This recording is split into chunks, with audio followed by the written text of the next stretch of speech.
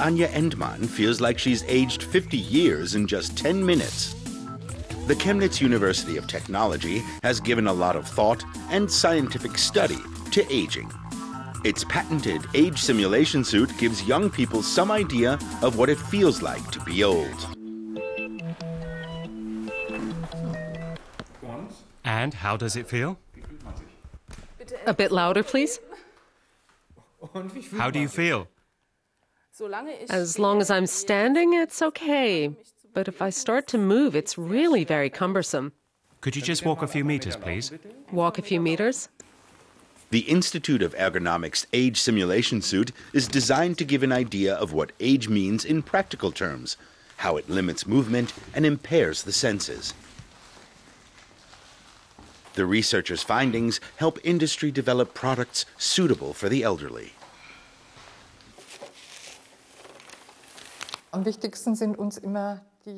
To us, people are the most important. We investigate the effects of machines on people and try to improve the interface between man and machine. And of course, we're also interested in the issue of age in the context of designing living and working spaces and products, because this is a rapidly growing group of people. It's especially large in Chemnitz. 1 in 3 residents is over 60. The city's population is well on its way to becoming the oldest in Europe, according to the EU statistics agency Eurostat. There are not enough children and a great many elderly people. The city government says this is a consequence of the city's history.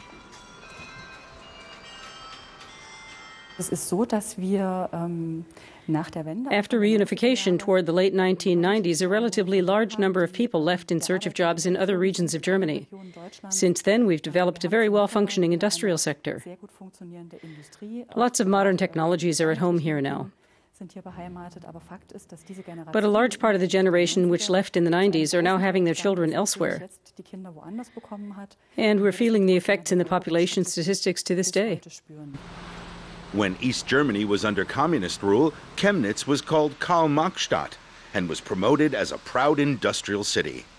The legacy of Marx and Engels lives on in many ways. Reminders of this era still dominate the downtown area. But the exodus of young people has begun to slow. Living standards have started rising, and Chemnitz is adapting to its many pensioners. Accessibility is an issue for people who have trouble walking. We're redoing the paving to make it easier to walk in the downtown area. That benefits not just the elderly, but also families who are out with baby carriages, for instance. There has to be an impetus toward greater accessibility, because all generations stand to gain by it.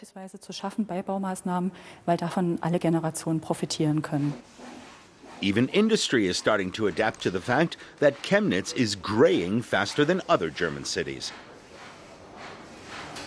Klaus Dittrich's microelectronics company GEMAC is an example.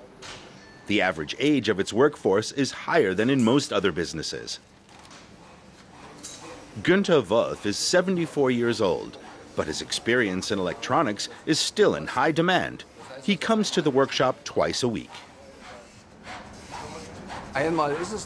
For one thing, you don't want to be tossed onto the scrap heap.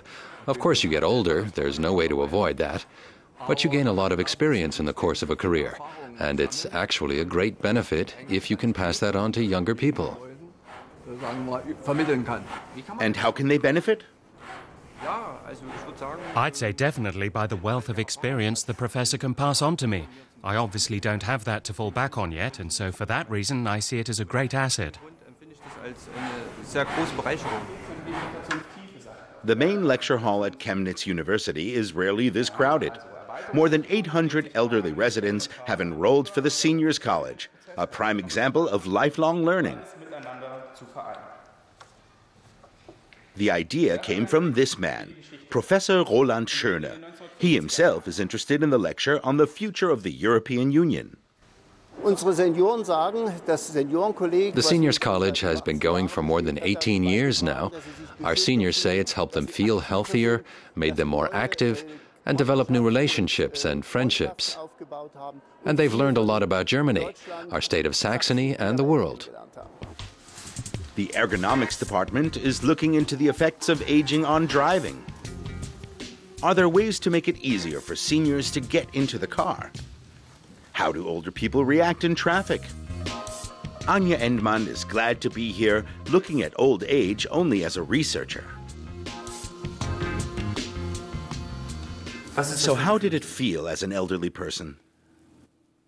I'm glad I've still got quite a while to go until my 80th birthday.